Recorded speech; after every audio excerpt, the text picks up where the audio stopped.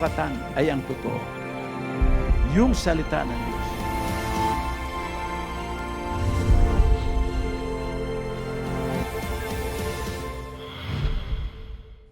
A wonderful and blessed day to all of you.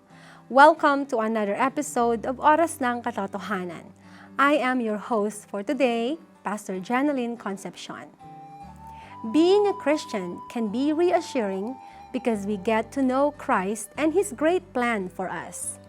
But at the same time, being a Christian is also hard because we are taught to ignore and disregard our own ungodly and worldly desires. Other people seem to find God's commandments awkward and it makes them feel uncomfortable. But let's always remember this passage in the book of Philippians chapter 3 in verse 8. What is more, I consider everything a loss because of the surpassing worth of knowing Christ Jesus my Lord, for whose sake I have lost all things. I consider them garbage that I may gain Christ. We are taught to live our lives in His perfect plan. God does not want the world to be successful in taking advantage of our weaknesses and lead us to destruction. Join us now as we listen to the Word of God that will strengthen us in this life through His sent one, Apostle Arsenio Tan Frayol.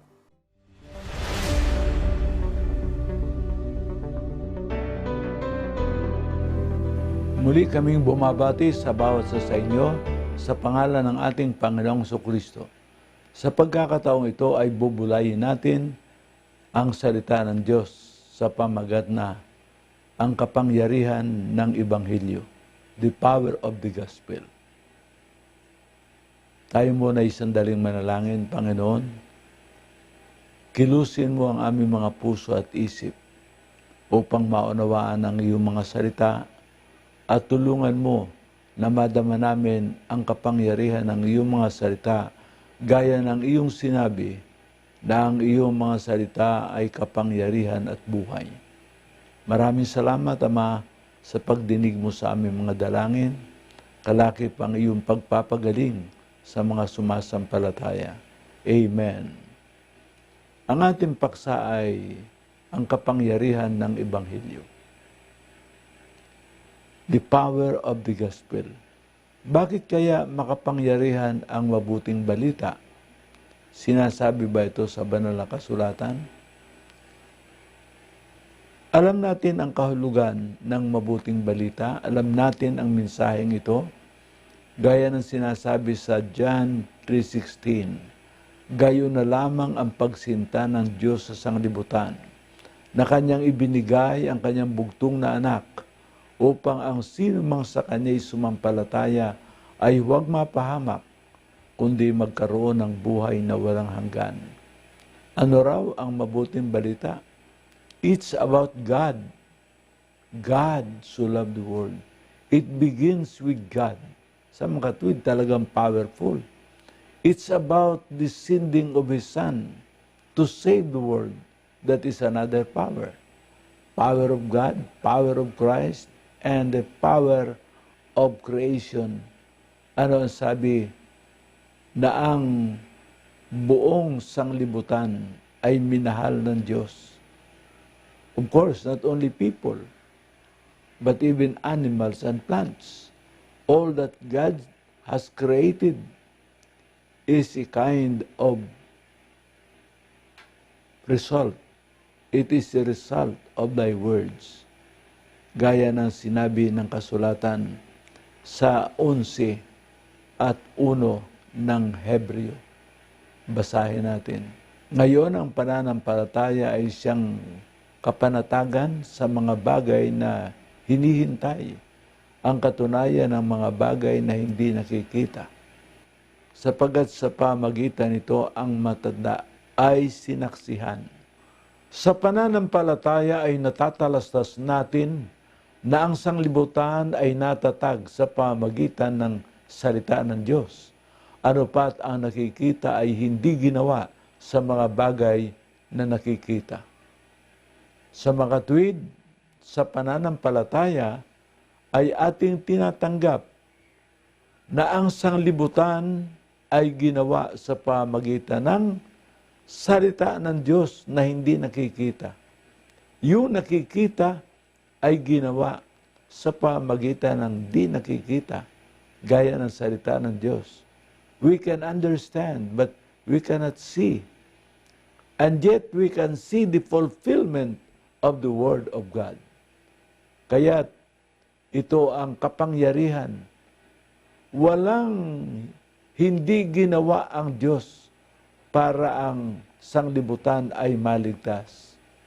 Hindi lamang binigyan niya ng lahat ng kailangan, lahat ng kaayusan, lahat ng bagay.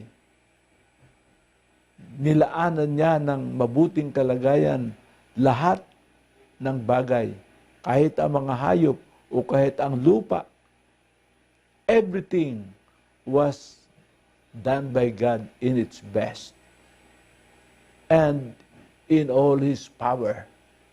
Yan ang kapangyarihan ng Diyos, at ang kapangyarihan ito ay ang salita ng Diyos. Hindi niya ginawa ng kamay ang sanglibutan, sinalita lang niya. At yung ating maalala kung gaano ka-espesyal ang pagkagawa ng tao, sapagkat siya ay humubog ng putik at yung tao'y inanyuan sa pamagitan ng putik at siya ay huminga ng hininga ng buhay para yung putik na inanyuan ay magkaroon ng buhay o ng kaluluwang buhay. Purihin ang Panginoon. That's the power of God through His Word. And the gospel is the Word of God. Kaya makakatiyak ka na pagka binabasa mo ang mabuting balita at sinasampalatayanan mo yung binabasa mo, nakakatiyak ka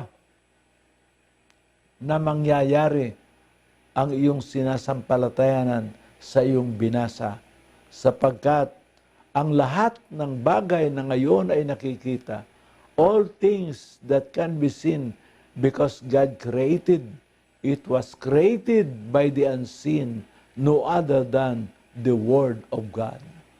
Kaya ang mabuting balita, pwerte ang power niyan. Kaya ating pansinin, halimbawa, sa mabuting balita, ang tao ay nilikha ng Diyos sa pamagitan ni Kristo. Noong inuusig ang mga alagad ay kanilang sinabi sa mga unbeliever, ang inyong kasalanan, pinatay ninyo ang lumikha ng buhay. Sino ang pinatay na lumikha ng buhay? Christ. Christ, they crucified Him. And He died on the cross. At inyong pinatay ang lumikha ng buhay, na binuhay ng Diyos na maguli sa mga patay. Mga saksi kami sa mga bagay na ito. Gawa 3:15. Inyong pansinin ang kapangyarihan ng salita ng Diyos. Si Kristo ang berbo ng Diyos. He is the Word of God, and the Word of God is power. Kaya si Kristo ay kapangyarihan. Lumikha ng buhay. Bakit? All things were made through Him. Basahin natin sa John chapter 1, verse 2 and 3. Ito rin ang pasimula ay sumasa Diyos. Ang lahat ng mga bagay ay ginawa sa pamagitan niya. At alinman sa lahat ng ginawa ay hindi ginawa kung wala siya. Sa makatwid, God created all things through Christ, including us, ourselves, mga tao. Lumikha ng buhay. Sino ang nagbigay sa atin ng buhay? Sa 3:15 ng mga gawa. Ay di si Kristo. Lahat kasi ay ginawa sa pamagitan niya. Ang Diyos ang manggagawa na mayroong manggagawa. Christ is God's creation. And in Him, all things were created through Him and by Him. Purihin ang Panginoon. Kaya ito ang kapangyarihan ng salita ng Diyos. Purihin ang Panginoon. Kaya ano ang Ebanghelyo? Ang Ebanghelyo ay kapangyarihan. Bakit? Because it's about God. It begins with God. For God so loved the world. The power of creation is from God through Christ. Kaya't siya ay ipinapangaral. Kung ating pinapangaral mabuting balita, we always mention God and Christ. Maalaman natin, kaya siyang lumikha ng buhay. Itong mga Kristo ba ngayon, lumikha ng buhay yan? Karami-rami na nila, may Kristo pa sa sabungan? Yan ba mga lumikha ng buhay? Hindi. Kung wala ang salita ng Diyos, walang buhay ang mga yan. Christ is the co-creator because all things were created by Him. Through Him. Purihin ang Panginoon. Kaya makapangyarihan. Kaya kung tayo may sakit, ano ang sabi ng Panginoon? Ang kapangyarihan ng Espiritu ay sumasa akin. Pinuspos niya ako ng kanyang Espiritu. At ano pa ang sabi niya? Upang ipangaral ang mabuting balita. Upang bigyan ng paningin ang mga bulag, makalakad ang mga pilay, at higit sa lahat, magkaroon ng kaligtasan at buhay na walang hanggan ang sumasampalataya. The Word is the gospel, and the gospel is the power of God unto salvation. Basahin natin ito sa Roma 1:16. Sapagkat hindi ko ikinahiya ang mabuting balita, ang Ebanghelyo, sapagkat siyang kapangyarihan ng Diyos sa ikaliligtas ng bawat sumasampalataya, una-unay sa Hudyo at gayon din sa Grigo. Mga kapatid, bakit daw hindi dapat ikahiya ang mabuting balita? Sapagkat makapangyarihan, ngunit hindi lamang makapangyarihan, puno ng pagpapala sa tao. Kaya sinugo niya ang kanyang salita at pinagaling sila at iniligtas sila sa kanilang pagkapahamak. 107 ng awit, verse 20. Kaya inyong mapapansin, mga kapatid, na hindi dapat ikahiya. Yung iba dapat mahiya. Bakit? Hindi naman Ebanghelyo ang pinapangaral nila. Yung tao na nag-aangking Kristo, ano pa? Ay yung kanilang mga puno, na kuno ay ganito at ganito. Ngunit sa banal na kasulatan, ang puno ay si Kristo ang ulo, ang sumunod ay ang mga apostol, propeta, ebanghelista at mga guro. Wala nang pagpapaliwanag yan, maliwanag na eh. Kaya yung iba maraming paliwanag mangyari kung ano-ano ang kanilang inaangkin. Kaya nahihirapan tuloy silang magpaliwanag. Ang sa atin, direktamente. Kaya iyan ang mabuting balita, ipinapangaral. Pag ipangaral ang mabuting balita, si Kristo ang una. Basahin natin, Acts 5:42. At sa araw-araw sa templo at sa mga bahay-bahay ay hindi sila nagsisipagtigil ng pagtuturo at pangangaral na si Jesus ay siyang Kristo. Christ came down in human form. Nagkatawang tao, kaya't ang anak, ang kanyang ina ay dalaga. Hindi mahihiwala yan. When we preach the gospel, we also preach Mary and His firstborn son, Jesus. Jesus is the name of Christ in the flesh. He came down at nang siya'y dumating, kinakailangan ang dalaga ang manganganak sa kanya. Espiritu Santo sa sinapupunan ng dalaga. Yan ang ayaw bigyan ng emphasis ng mga Kristo ngayon eh. Dapat ipangaral ninyo na kayo anak ng dalaga. Tingnan natin. Tingnan natin kung gaano ka-smarty ika nga kayo. Ako hindi galit sa inyo. Kung kayo ay babanggit sa akin, okay lang yun. Pero ang ipapayo ko, huwag rin kayong galit. Bakit? Ang galit ay hindi gumagawa ng mabuti. Kaya si Cain, nagalit kay Abel. O ano ang ginawa niya? Mabuti bang ginawa niya doon sa kanyang kapatid? Ang galit nga, hindi gumagawa ng mabuti. Pag ikay galit, dadalhin ka niyan sa impyerno. Lahat ay susumpain mo, lahat.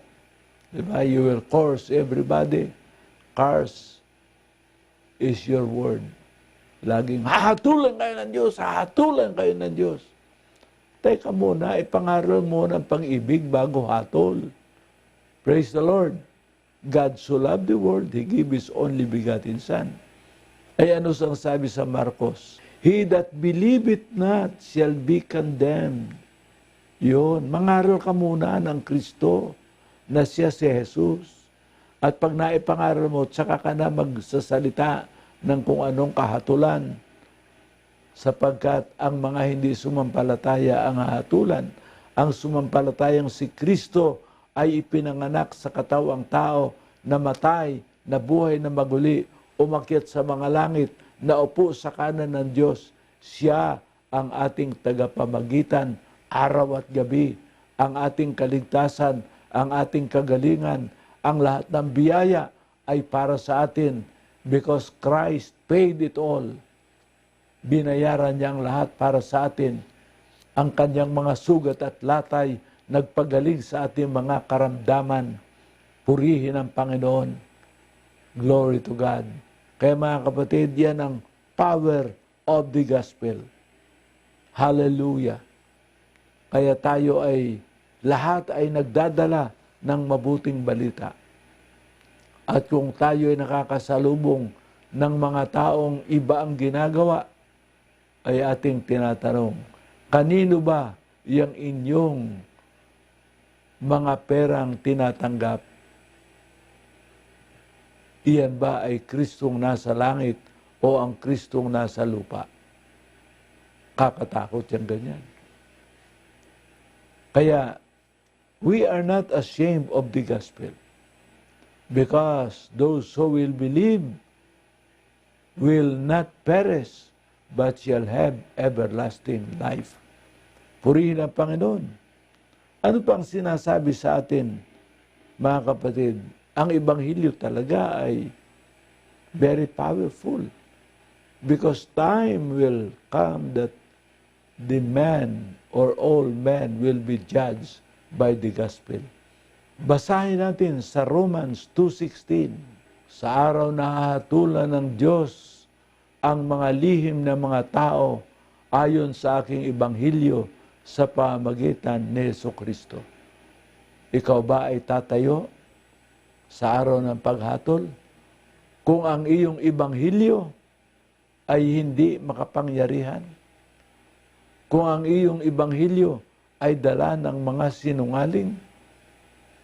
Ibang Ebanghelyo na yon. Ang Ebanghilyong tunay, yung ipinangaral ng mga apostol. Ang Ebanghilyong ipinangaral nila, ang tunay na Ebanghelyo. Why? Because the Bible also asked them, how can they preach except they be sent? Ang sugo ay isinugo. Hindi sumugod nang hindi pa sinusugo. Isinusugo muna bago sumugod. Kaya ang lahat ng mangangaral dapat isinugo. Paano tayo isinugo? Halimbawa, si Timoteo pinatungan ng kamay. Ang pagsusugo ng Diyos kay Pablo, paano naman siya isinugo? Liwanag at tinig. May nakita siyang liwanag na nakakasilaw. Iba't ibang liwanag. Ang liwanag ng kabanalan ang makita ni Moises, naghubad siya ng kanyang pangyapak. Mga kapatid, ang mabuting balita ay powerful. Kaya ang Ebanghelyo ay nagwawasak, ang Ebanghelyo ay nagtatayo. Kaya ang ibang tao nagagalit, bakit? Mawawasak yung kanilang masamang gawa. Ngunit ang tunay na Ebanghelyo, nagtatayo, nagpapagaling. Ang tunay na ebanghelyo ay nagbibigay ng kapayapaan. Ang mga tao dati kaaway ng Diyos, ngunit sa ebanghelyo, sila'y pinagkasundo ng Diyos. Romans 5 verse 10, basahin natin. Sapagkat noong tayo'y mga kaaway, ay pinagkasundo tayo ng Diyos sa pamamagitan ng kamatayan ng kanyang anak. Lubha pa nga ngayong nangagkakasundo na ay nangaligtas tayo sa kanyang buhay. Mga kapatid, the gospel is the means whereby God and man were reconciled. Kaya ang sabi ni Apostol Pablo, wari bagang ang Diyos ay nakay Kristo at si Kristo'y nasa amin, aming kayong pinamamanikan, makipagkasundo kayo sa Diyos. The gospel is the holy ground where God and man were reconciled. The power of God unto salvation. The power of God for our healing. The power of God for our authority. Kayo ay hinirang upang magsiyaon. Sino ang mga hinirang? Ang mga apostol. Ay yung iba, hindi siguro nila nabasa yan. Kaya kumuha ng iba, ako si Kristo. Sobra naman yung napili mo. Hindi ka maaaring maging Kristo sapagkat ang Kristo ay isinilang sa laman ng isang dalaga. Ay yung mga Kristo ngayon, ay di puro anak sila ng misis. Hindi natin sinasabing masama ang misis pag mga anak.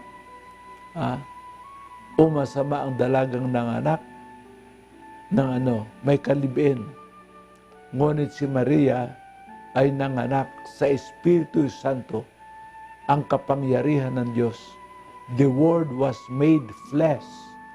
Ang Diyos sa pamamagitan ng kanyang kapangyarihan, yung kanyang anak ay nagkatawang tao.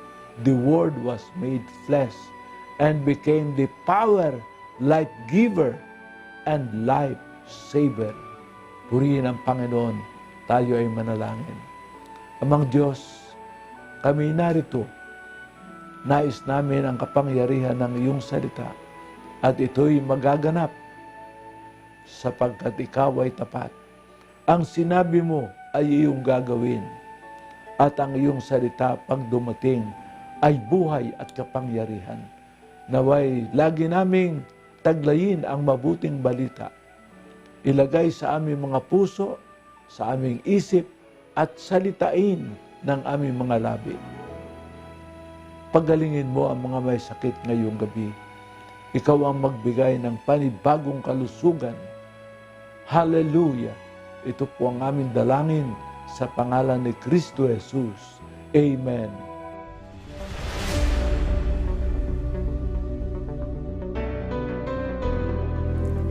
We learned altogether that denying ourselves for God's will ensures us of true salvation. The Lord knows every best plan for us as long as we trust in His timing. If you wish to know more about the doctrines and teachings of the Holy Bible, please watch our other programs like Bible Connection, The Truth, Sure Word, The Word Today, and a whole lot more. You can also like the Facebook page of Life TV Asia to get regular updates. Thank you for joining us on this episode of Oras ng Katotohanan. Remember, you are all in our prayers, and may the mercy and grace of God abound in each and every one of you. Once again, I am Pastor Janeline Concepcion.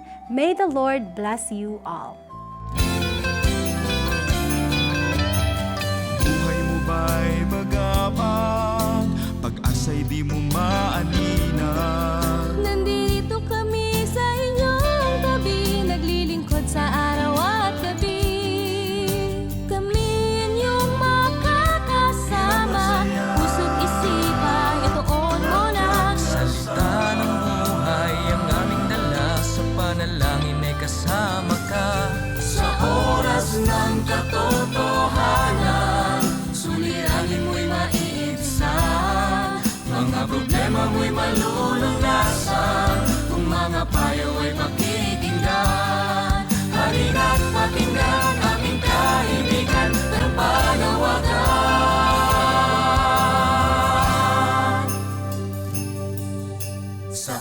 ng katotohanan.